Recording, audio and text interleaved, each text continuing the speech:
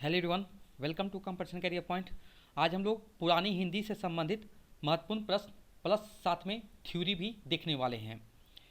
बहुत important topic है। सबसे पहले देखिए, फर्स्ट नंबर देखिए क्या है।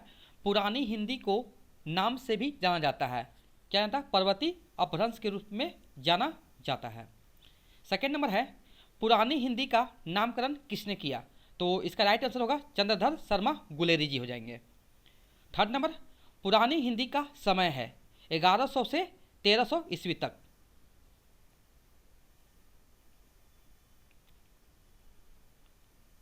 फोर्थ नंबर है, पुरानी हिंदी से अभिप्राय है अपभ्रंश अवभट्ट के बाद की भाषा।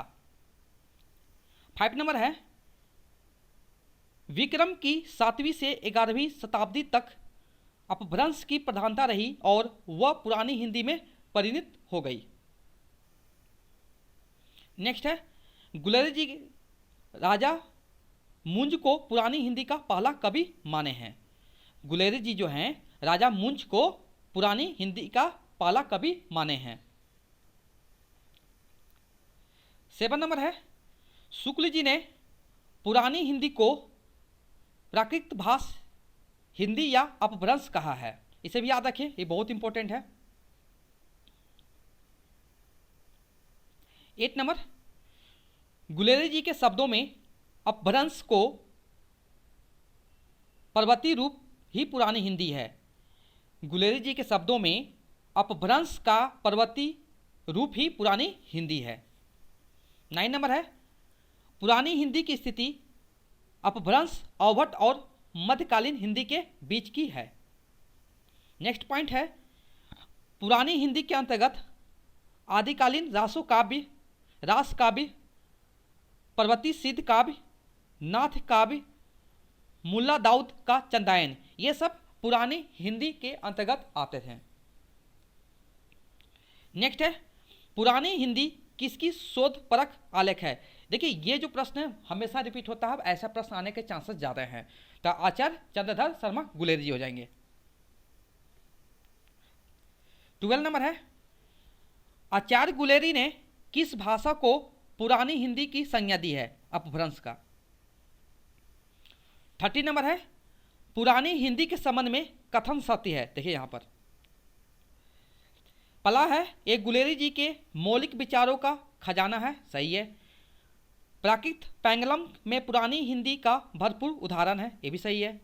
नेक्स्ट जो है, इसका प्रयोग अपभ्रंश के संदर्भ में आचार्य शुक्ल ने हिंदी साहित्य के इतिहास में किया। ये सभी सारे जितने भी पॉइंट लिखे हुए हैं पुरानी हिंदी से रिलेटेड सारे सही हैं।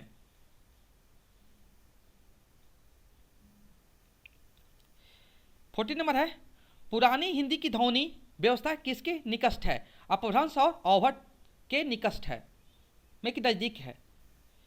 15 नंबर, शब्द भंडार की दृष्टि से पुरानी हिंदी किसके बीच की एक महत्वपूर्ण श्रृंखला है? अपभ्रंश, अवभट्ट और मध्यकालीन हिंदी, सभी हो जाएगा आंसर इसके। 60 नंबर है, पुरानी हिंदी का उदय माना जा सकता है किसको? अवभट्ट से। पुरानी हिंदी का उदय माना जा सकता है अवभट्ट से। देखिए, सबसे पहले देखिएगा संस्कृत, उसके बाद पाली, उसके बाद प्राकृत, उसके बाद अपभ्रंश, अपभ्रंश के बाद अवभट्ट, अवभट्ट के बाद देखिए प्राचीन या पुरानी हिंदी आ जाएगा। तो किसके बाद आया? 5 अवभट्ट के बाद आया, इसलिए अवभट्ट हो जाएगा आंसर यहाँ पर। 70 नंबर है, अपभ्रंश के विपरीत अवभट्ट में जिन दो स्वरों ए और का प्रवेश हुआ पुरानी हिंदी में उसके प्रयोग ज़्यादा पाई गई, माने कि बहुलता पाई गई। ये भी इंपॉर्टेंट है, ये बहुत ज़्यादा है। ये जैसे भाषिक विशेषताएं हैं पुरानी हिंदी का, तो यहाँ से भी प्रश्न बनेंगे। 18 नंबर है, पुरानी हिंदी अवभट्ट की तुलना में और अधिक व्यंग्यात्मक हो गई थी। आज का अंतिम प्रश्न देखेंगे। अब देखिए, ये एग्जाम में प्रश्न पूछा गया है, तो देखिए यहाँ पर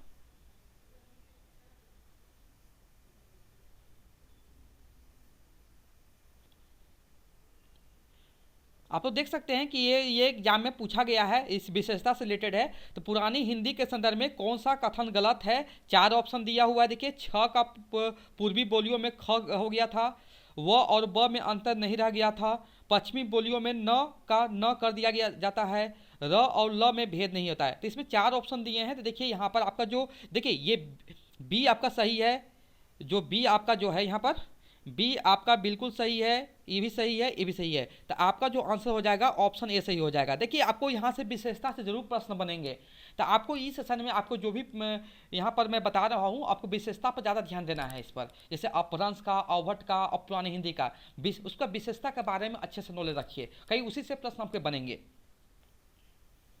देखिए यहाँ पर मैं आपको थ्योरी में प्रोवाइड कर दे रहा हूँ यहाँ पर, जैसे पुरानी हिंदी से बारे में, पुरानी हिंदी के बारे में। उसके बाद मैं इससे मैं जब थ्योरी दूंगा, ये आपको पीडीएफ फ्री दे दूंगा। पुरानी हिंदी का जो है ना आपको विशेषता वाला जो मैं आपको फ्री ऑफ कॉस्ट में प्रोवाइड कर दूंगा। ओके, टेलीग्राम चैनल पर आप डाउनलोड कर लीजिएगा। आप इसका देखिए पुरानी हिंदी के बारे में डिटेल सब पढ़ लीजिएगा अपने से। ओके, उसके बाद देखिए ये पुरानी हिंदी के व्याकरणिक विशेषता वो ज़्यादा इंपॉर्टेंट है। देखिए यहाँ पर तो सारे विशेषता आप यहाँ से नोट डाउन कर लीजिएगा, चाहे आप पीडीएफ डाउनलोड कर लीजिएगा टेलीग्राम चैनल से, तो वहाँ से आपको पढ़ने में सुविधा होगा, क्योंकि विशेषता से ही प्रश्न आपके बनेंगे। ओके,